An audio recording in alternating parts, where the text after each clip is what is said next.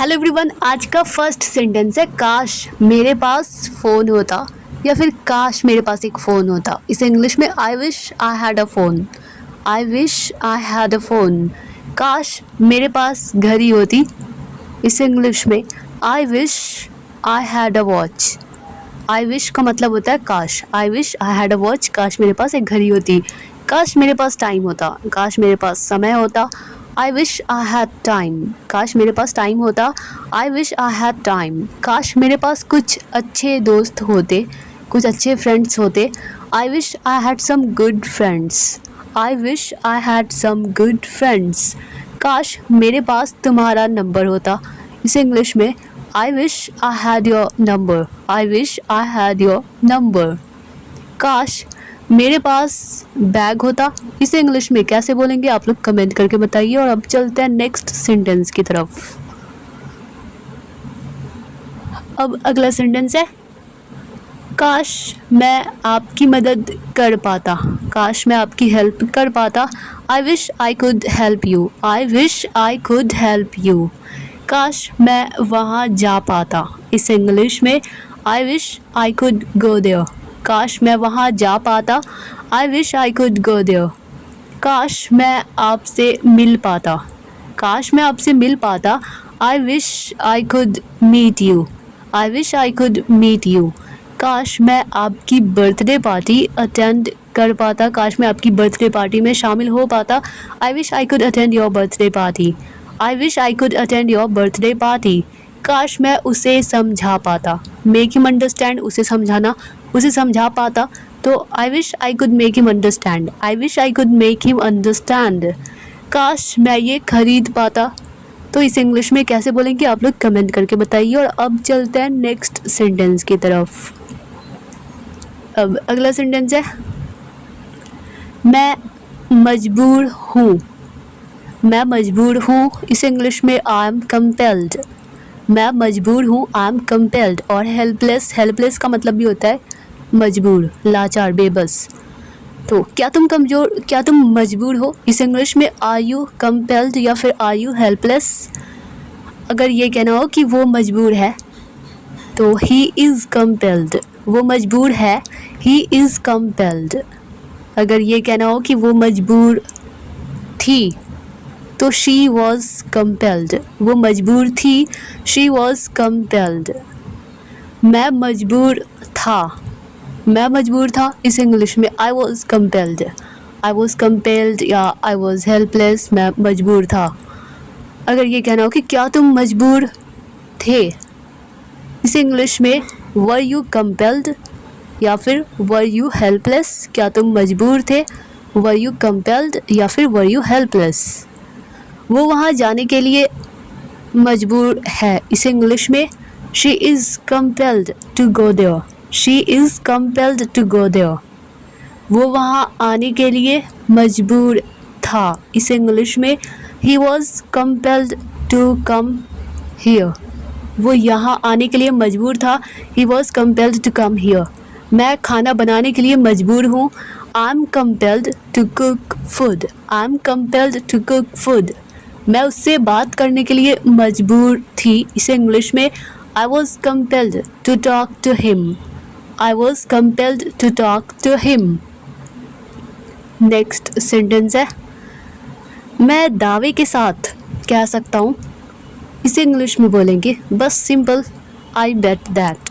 मैं दावे के साथ कह सकता हूँ आई बेट दैट। बेट मीन्स होता है दावा या शर्त।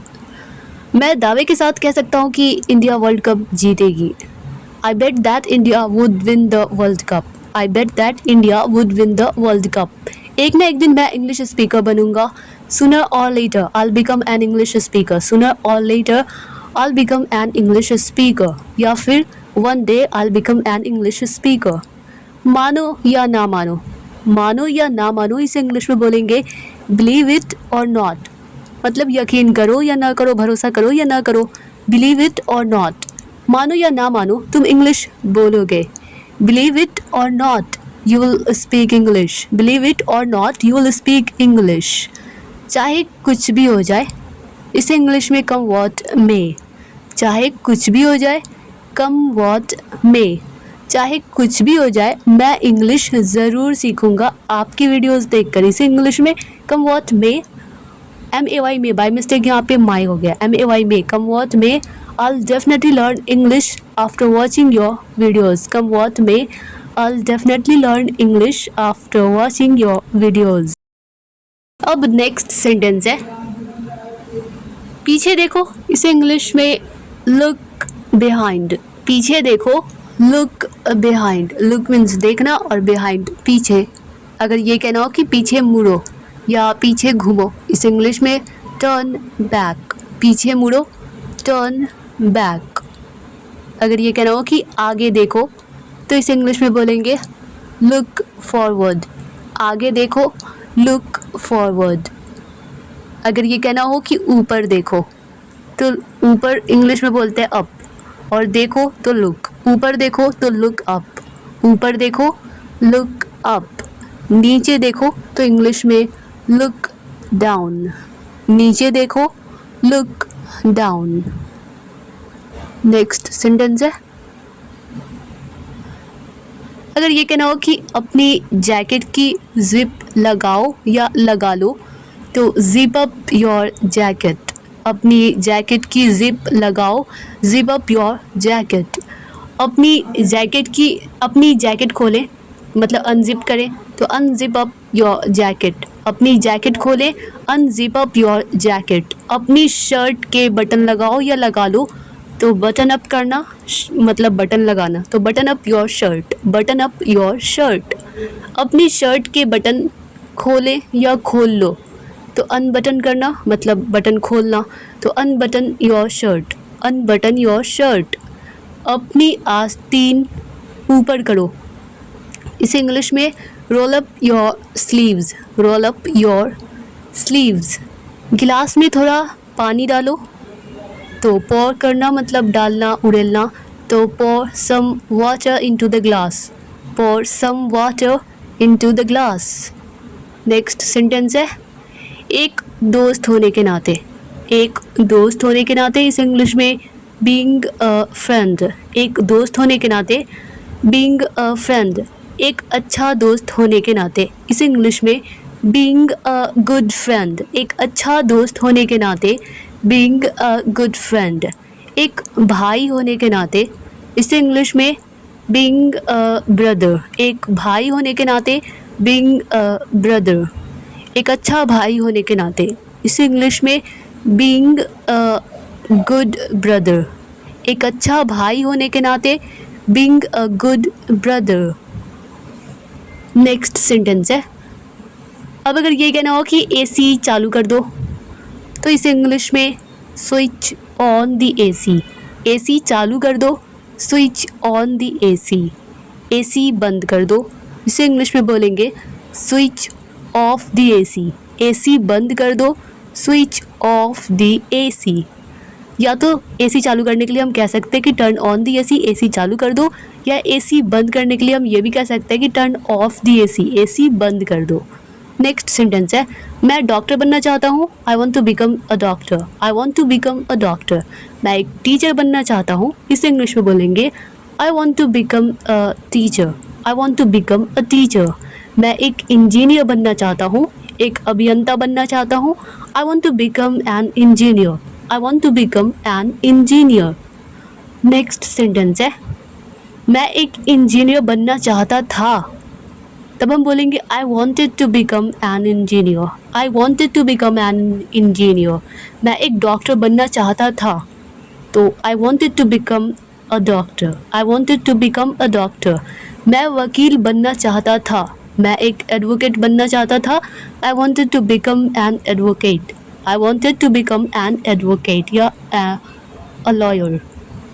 लॉयर मीन्स भी होता है वकील। मुझे जाना है तो आई हैव टू गो, मुझे जाना है, आई हैव टू गो। मुझे जाना था, तब हम बोलेंगे आई हैड टू गो, मुझे जाना था, आई हैड टू गो। मुझे जाना पड़ेगा या मुझे जाना होगा तो भी हम बोलेंगे आई हैव टू गो या आई शैल हैव टू गो। हमें करना है, इसे इंग्लिश में वी हैव टू डू।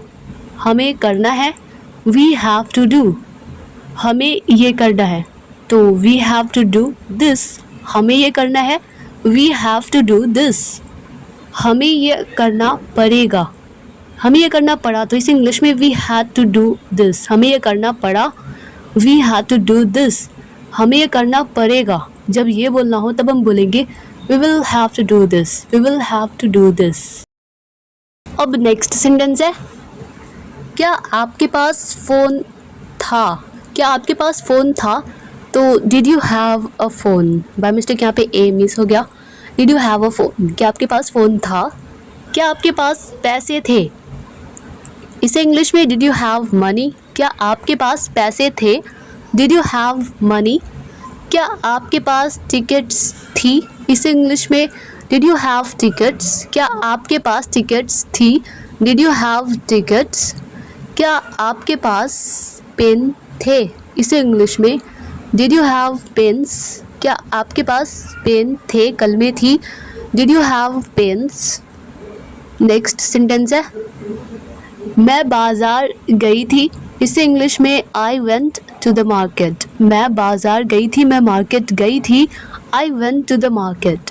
मैंने आपको देखा या देखा था, तो इंग्लिश में बोलेंगे आई सॉ यू। मैंने आपको देखा या मैंने आपको देखा था, आई सॉ यू।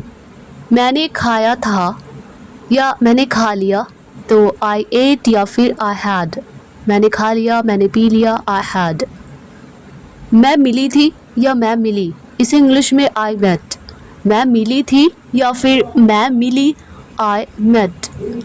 मैंने सोचा या मैंने सोचा था, तो इंग्लिश में बोलेंगे आई थॉट। मैंने सोचा या मैंने सोचा था, आई थॉट। मैंने खाना बनाया था, इसे इंग्लिश में आई कुक्ड फूड। मैंने खाना बनाया था, आई कुक्ड फूड। मैं सो गई थी, इसे इंग्लिश में आई स्लेप्ट। मैं सो गई थी, I slept. Subject plus verb की सेकेंड फॉर्म यूज़ हो रही है, आप लोग नोटिस कर रहे होंगे। मैंने आपको कॉल किया था, तो आई कॉल्ड यू। मैंने आपको कॉल किया था, I called you. Next sentence है, मैं फिल्में देखता हूँ। मैं फिल्में देखता हूँ, मैं मूवीज़ देखता हूँ, आई वॉच मूवीज़। मैं फिल्में देखता हूँ, आई वॉच मूवीज़। मैं फिल्में देखता था, तो इंग्लिश में बोलेंगे I used to watch movies. I used to watch movies. मैं क्रिकेट खेलता हूँ, तो आई प्ले क्रिकेट। मैं क्रिकेट खेलता हूँ, आई प्ले क्रिकेट। मैं बचपन में क्रिकेट खेलता था। बचपन में तो इन माई चाइल्डहुड, अपने बचपन में तो इन माई चाइल्डहुड। तो I used to play cricket in my childhood. I used to play cricket in my childhood. मैं उससे बात करता हूँ, तो आई टॉक टू हर। मैं उससे बात करता हूँ, आई टॉक टू हर। अगर ये कहना हो कि मैं उससे बात करता था, तब हम बोलेंगे I used to talk to her. मैं उससे बात करता था, I used to talk to her. मैं उसे जानता था, मैं उसे जानता था, I used to know him. मैं उसे जानता था, I used to know him. जब बॉय हो तो हिम और लड़की हो तो her, I used to know her. तुम्हें जाना होगा या फिर तुम्हें जाना पड़ेगा, तो इस इंग्लिश में you will have to go. तुम्हें जाना होगा या तुम्हें जाना पड़ेगा, आपको जाना पड़ेगा, you will have to go. उसे आना होगा, तब हम बोलेंगे he will have to come. उसे आना होगा या उसे आना पड़ेगा, he will have to come. तुम्हें अंग्रेज़ी सीखनी होगी या तुम्हें इंग्लिश सीखनी पड़ेगी, you will have to learn English. You will have to learn English. मुझे ये जॉब करनी होगी या मुझे ये जॉब करनी पड़ेगी, I'll have to do this job. I'll have to do this job. उसे दिल्ली जाना पड़ेगा या उसे दिल्ली जाना होगा, तो he will have to go to Delhi. He will have to go to Delhi. Next sentence है, अब अगर ये कहना हो कि आपको सच बताना पड़ेगा, आपको सच बताना पड़ेगा, you will have to tell the truth. You will have to tell the truth. आपको यह सोचना ही होगा या सोचना ही पड़ेगा, तो इस इंग्लिश में you will have to think this. You will have to think this. तुम्हें ये खाना पड़ेगा। इसे इंग्लिश में कैसे बोलेंगे आप लोग कमेंट करके बताइए। और अब बढ़ते हैं नेक्स्ट सेंटेंस की तरफ। अब अगर ये कहना हो कि किसके कहने पर, किसके कहने पर, इसे इंग्लिश में बोलेंगे at whose behest, at whose behest. अगर ये कहना हो कि तुमने किसके कहने पर उसे ब्लॉक किया, at whose behest did you block him, at whose behest did you block him. तुम किसके कहने पर वहाँ गए या तुम किसके कहने पर वहाँ गए थे, at whose behest did you go there, at whose behest did you go there. तुम किसके कहने पर ये तोड़ा, तुमने किसके कहने पर इसे तोड़ा या ये तोड़ दिया, at whose behest did you break this, at whose behest did you break this.